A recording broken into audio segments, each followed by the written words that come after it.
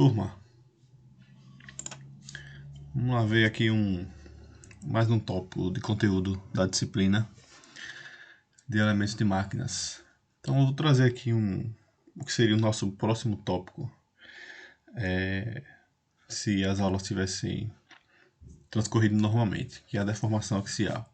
É bem simples, acho que com essa explicação vocês vão entender e vão poder fazer a atividade que eu vou enviar para vocês, certo? Então, bom, vamos recapitular aqui o nosso conceito de tensão. Então a gente estudou até agora basicamente o cálculo de tensão, que é o que vocês vinham fazendo já nas atividades. Então, cálculo de tensão, vamos observar aqui essa figura. Eu tenho um objeto aqui que está fazendo um carregamento, está forçando uma corda, um cabo de aço, qualquer coisa aqui.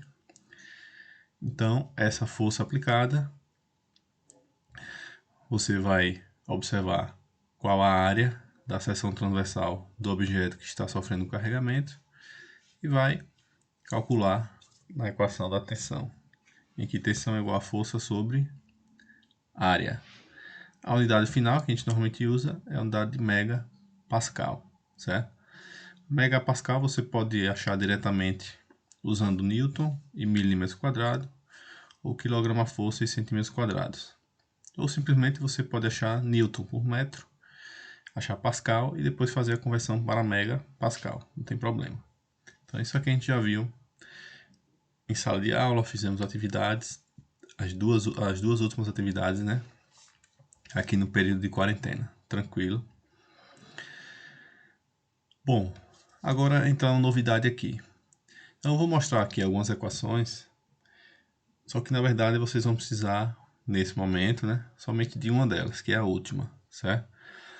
Então vamos observar aqui esse desenho.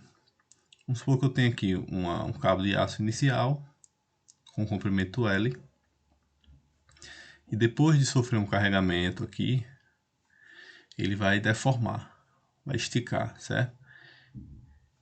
Um valor de quanto? De delta L. Então é importante lembrar a definição de deformação elástica e deformação plástica. Deformação elástica é aquela em que o objeto ele retoma suas dimensões iniciais após a retirada do carregamento. Deformação plástica é aquele que mantém a deformação, certo?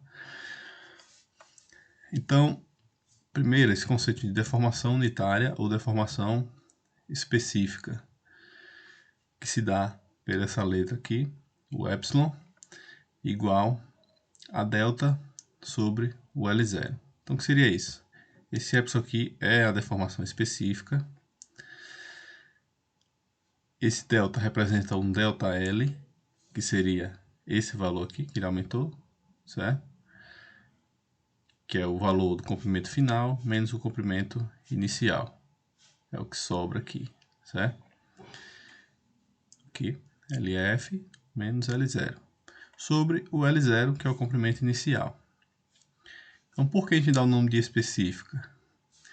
Porque, ó, esse valor da deformação específica é um valor adimensional.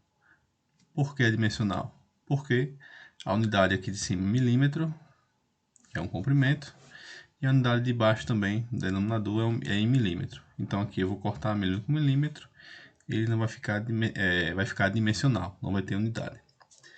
E você perceber aqui, isso aqui na verdade é um valor de porcentagem, né? É um valor de porcentagem. Então quantos por cento essa corda aqui vai esticar? No final das contas, a deformação específica quer dizer isso, ok? É o que eles falam. Adimensional, ou seja, não tem unidade, pode ser expressa em porcentagem multiplicando por 100. Então, deformação unitária ou específica, no sentido físico, é basicamente quantos por cento, nesse exemplo aqui, ó, o meu cabo vai ser deformado, ok? Um outro tópico é o módulo de elasticidade, ou a lei de Hooke. Então, vocês estudaram lá na física do primeiro ano, a lei de Hooke já, né? Força elástica, Kx, vocês devem lembrar. Então aqui para o cálculo de tensão, existe a chamada lei de Hooke, que é essa equaçãozinha daqui, ó. que a tensão é igual a E maiúsculo, que é um módulo de elasticidade ou módulo de Young, e a deformação específica que a gente viu no slide anterior. Esse módulo de elasticidade é um valor que é dado em laboratório, através de alguns ensaios com o material, certo? Então, você encontra nos livros, na internet, tabelas com o valor do módulo de elasticidade para cada material. Então, do aço, bem genérico aqui, do aço 207 gigapascal. É a unidade, giga 10 a 9. Fibra de carbono, titânio, alumínio. Então, esse é o valor que é encontrado em laboratório de forma experimental, certo? Essa é o módulo de elasticidade.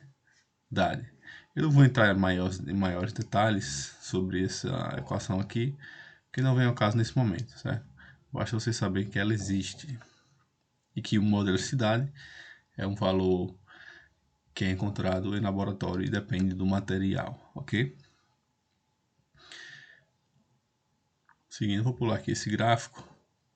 Bem, se eu juntar essa equação da deformação específica, juntar a equação da tensão que vocês conhecem e juntar essa equaçãozinha de modelo de cidade, você faz algumas substituições aqui e você vai terminar nessa equação aqui, que é a principal. Então, essa aqui é a equação que a gente quer saber. Por quê? Ela vai dar o valor da deformação para um carregamento. Então, a deformação em milímetros de um objeto que está sofrendo um carregamento vai ser o quê? Vai ser F vezes L sobre E maiúsculo vezes A. Que são aí essas letras, né? F é a força que o objeto está sofrendo. L é o comprimento dele, o comprimento inicial. O E é o módulo de elasticidade. De novo, depende do material. É encontrado em tabelas. E A é a área da seção transversal do objeto, certo? O mesmo A que a gente encontrava lá no cálculo de tensão. Então, essa é a equação que é a fundamental aqui pra gente. Tudo bem? Bem simples, né? Então, vamos ver esse exemplo aqui. Eu vou colocar para vocês alguns outros exemplos para vocês fazerem, mas que com essas informações vocês conseguem desenvolver, certo?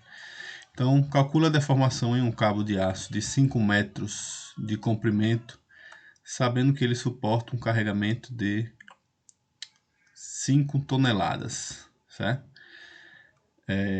O diâmetro do cabo é de 32 milímetros e o módulo de elasticidade é de 200 gigapascal. Ele já me dá aqui o módulo de elasticidade. Bom, a gente vai usar o quê? Vai usar essa equação. A equação que a gente acabou de ver, tudo bem? Vamos para a resolução. Força que eu tenho. Bom, a força ele me diz que são... Perdão, aqui está 5 toneladas. Aqui 50 newtons. Vamos usar essa daqui para ficar mais direto, certo? 50 kilonewtons. Então a força 50 kilonewtons, ok? Comprimento é o comprimento do cabo de aço lá, o comprimento inicial, que é de 5 metros, certo? 5 metros. O módulo de elasticidade é dado aqui 200 gigapascal. 200 gigapascal. A área, qual vai ser a área? Bom, a área eu vou ter que calcular com a equação de πd2, aqui tem um, cortou aqui, ó, πd2 sobre 4, também quadrado. Π, D, quem é D? D é o diâmetro de 32 milímetros, a gente vai transformar para metros, certo? Vai encontrar a área, calculando aqui, vai encontrar a área de 8,04 vezes 10 a menos 4, 10 a menos 4 metros quadrados. Ponto. Então, já temos todos os dados aqui. Vamos substituir. Então, a deformação vai ser igual a força que é 50 kN, então 50 vezes 10 a 3, né, de quilo, vezes o comprimento, que é 5, sobre a área, que a gente calculou, vezes o módulo de elasticidade, que é dado na tabela, de 200 GB, ou seja, 200 vezes 10 a 9. Fazendo essa continha, você vai achar 1,3, 1,5 vezes 10 a menos 3 metros, né? Tudo aqui está em metro. Metro quadrado, 5 metros. Beleza. Para ficar melhor o resultado, a gente vai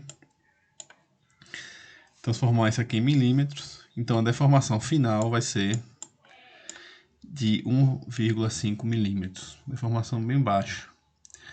Então, esse é o resultado. Em um cabo de aço de 5 metros, feito de aço, que sofre um carregamento de 50 kN e tem um diâmetro de 32, ele vai deformar cerca de 1,5 milímetros. Beleza? Então é isso, a gente consegue calcular a deformação com alguns dados. É bem interessante esse conteúdo. Eu vou lançar para vocês 2 ou 3 exemplos para vocês fazerem aí desse assunto. E essa aí é a nossa atividade da semana. Abraço a todos e até o nosso retorno. Lembrando que cada semana eu vou jogando algum conteúdozinho, nada muito extenso. Continue acompanhando, continue fazendo. Eu vi que deu uma baixada no acesso ao Siga, mas vamos lá, pessoal, a gente não pode ficar parado não. Abraço e até mais.